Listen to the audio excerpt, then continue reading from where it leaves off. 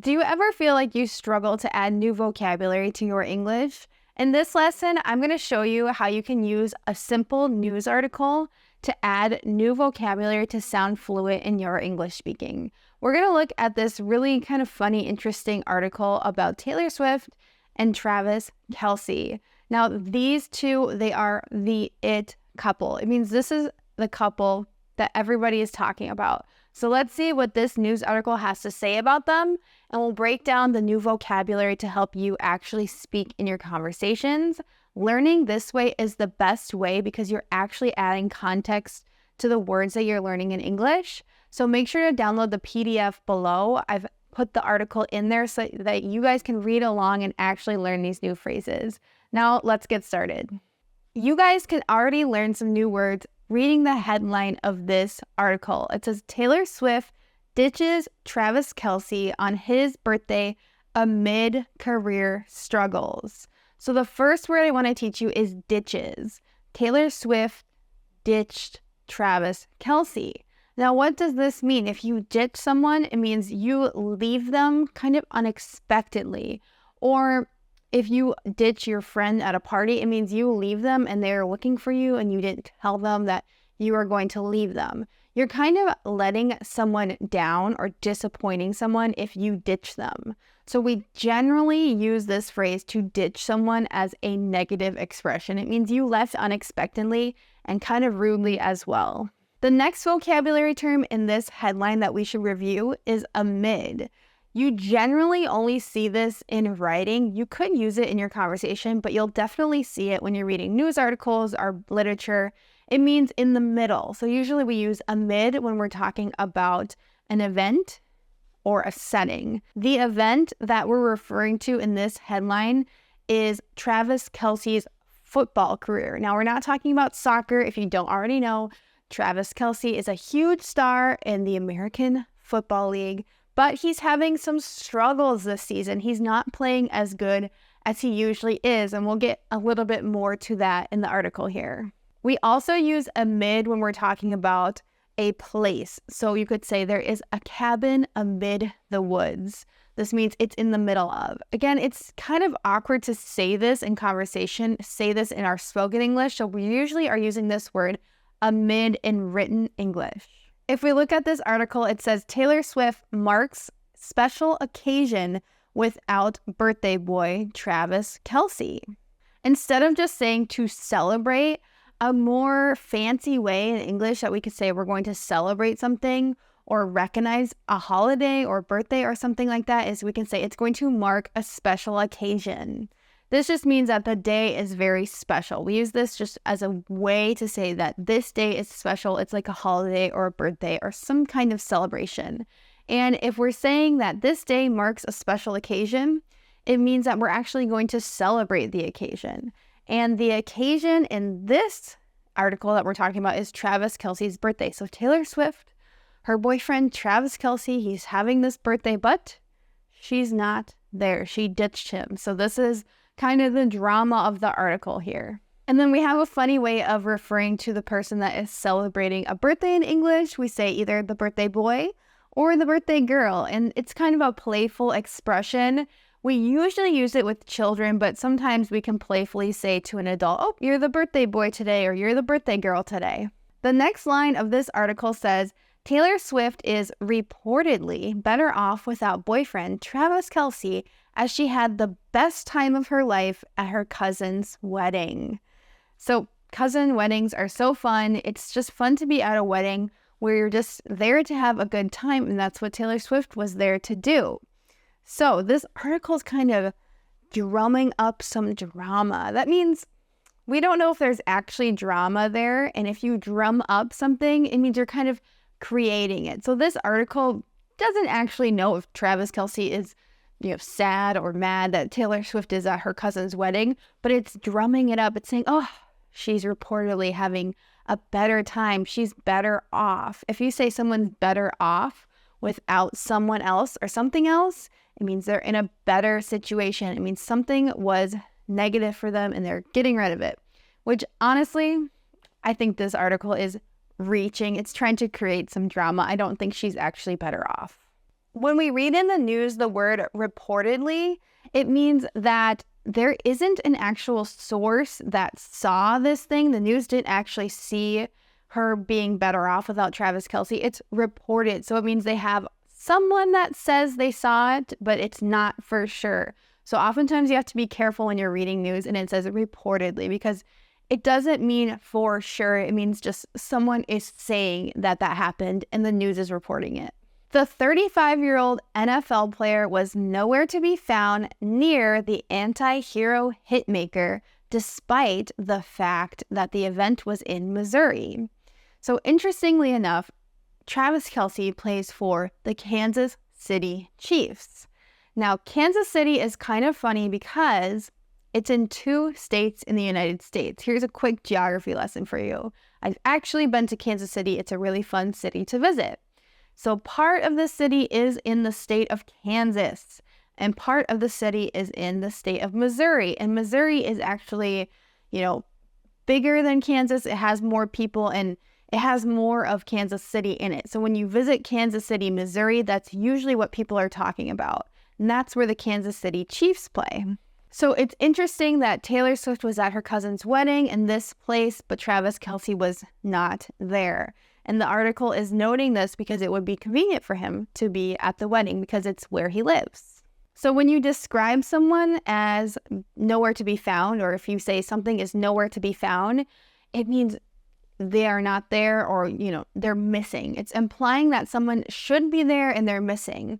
Or if you say, my car keys are nowhere to be found, that means they are missing, I cannot find them. So it's a dramatic way to say that someone or something is missing. Let's review the phrase, despite the fact. Now, we talked about how Kansas City, where Travis Kelce lives, is in Missouri, which is also where this wedding was that Taylor Swift went to. And so it's saying that despite the fact that this wedding was in Missouri. So you are contrasting 2 ideas when you use this phrase. He wasn't at this wedding despite the fact that it was in this state and it would have been convenient. The Kansas City Chiefs' absence from this event came off as a shock to fans, considering it was Kelce's 35th birthday on October 5th. Okay, so an absence is what we refer to as a time when someone is gone from something that they should be at. Oftentimes in American schools, if your child is sick, you have to call the school and tell them that they will be absent for the day. That means they are not there. They are missing a day of school. So in this case, his absence, the Kansas City Chiefs, so they're talking about the player here. When you see the apostrophe, we're talking about the Kansas City Chiefs player absence. This is kind of confusing when you're reading this in English, because instead of saying his name or saying, the player, they're just referring to him as a part of this team now. And I think a lot of news articles do this because they don't want to keep repeating the same thing over and over, like his absence or Travis's absence or the player's absence. So they're kind of switching it up and making it difficult for us to read while switching it up. And then we have the phrasal verb came off as a shock. A shock means the exact same thing as a surprise. And we use the phrasal verb came off as to mean it was perceived or felt by other people. It came off as a shock. So instead of just saying it was surprising, we can switch up our language and say it came off as a shock. Or you can even just say it was a shock. You can use this phrasal verb or not. The next line of the article says, however, Swift didn't seem to have cared less about the big occasion as she happily let her hair down and posed for photos with the bride. This phrase, didn't seem to have cared less. Now, this means they don't care. They were indifferent, doesn't matter, it's okay. The more common phrase is they couldn't have cared less. And sometimes English speakers, native English speakers, mess up this phrase because we just say it really quickly and we say, I could have cared less. I could have cared less means you cared and you could have not cared. But the actual phrase is, I couldn't have cared less. I could not have cared less. Now, this article really complicates this phrase, but it is grammatically okay to say this. They say, they didn't seem to have cared less. So this just means Taylor Swift was unfazed, unbothered. She was not worried. She couldn't have cared less. They also say that Taylor Swift let her hair down. We use this common idiom in English to say that someone is relaxed and carefree. So we even say this about men who have short hair, just let your hair down, just relax. This just means, don't be so uptight and worried or bothered. And actually, it's funny because this article is trying to make it seem like Taylor Swift is being a bad girlfriend and not caring about her boyfriend's birthday. But really, I think it's kind of nice that she was able to enjoy her family member's wedding instead of being, so attached to her boyfriend. They're independent. They live two different lives, but they are definitely a power couple here in the United States. There are so many articles written about them, and they just dominate everything on TV and in the media. The next line of the article says, the songstress, so they're just describing her as someone who sings and writes songs, who donned a silver floral dress worth a whopping $321, pulled hilarious faces while they clicked photos together. Okay, so to don something, if you say they donned this, it literally just is the past tense of don. It means they wore on their clothing. And it's not commonly said in spoken English. It's really more of a written English type of word, but it's worth noting. If you ever see this, say they donned, a sports jersey, or they donned blonde hair. It just means they wore it. They looked like on their body. And then funny enough, this article is actually being sarcastic because $321 isn't a terribly expensive dress for a celebrity as big as Taylor Swift to wear. So they're saying a whopping $321. Now, whopping, we usually use as a funny adjective to describe a really large amount. You could be like, these shoes cost a whopping $2,000. That would be really expensive shoes. But in this article, they're saying, she actually didn't spend a lot of money. This is a cheap dress for Taylor Swift. So it's being sarcastic in noting that this dress was pretty inexpensive. According to reports, Kelce was occupied with his prior commitments, practicing just days ahead of playing the Los Angeles Chargers. When you say that someone has prior commitments, it's the most polite way to say that they are busy with something else. And honestly, if you are in a business or professional setting and you have to decline an invitation, you can say, I'm sorry, I have prior commitments. And this is just a way of not telling them what you have to do, but saying you're busy. It's very polite and very professional. So, of course, a news article would use this just to say, we don't know what he's doing, but he's busy. Previously, the longtime duo made headlines after the Grammy winner was accused of ruining the football player's career. The word duo means two people that go together. So we can describe two people that are in a singing group as a duo, or we sometimes describe a couple romantically involved as a duo. It's just two things or two people go along as a duo. You could say peanut butter jelly is one of the best duos. It just means two things that go together. And it's kind of funny that the article used the word accused. Normally, we use accused when someone is suspected of committing a crime, and we are formally accusing them or blaming them for the crime. But in this article, it's more of a wrongdoing. We're saying Taylor Swift is accused of ruining Travis Kelce's football career. Now, honestly, I don't think you can fault one person for ruining a sports career of someone else.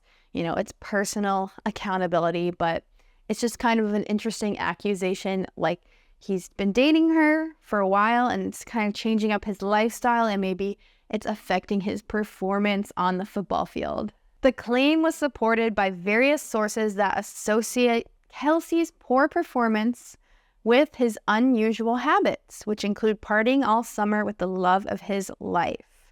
Now, to associate something, it means you are saying like their poor habits are associated or go with their bad playing.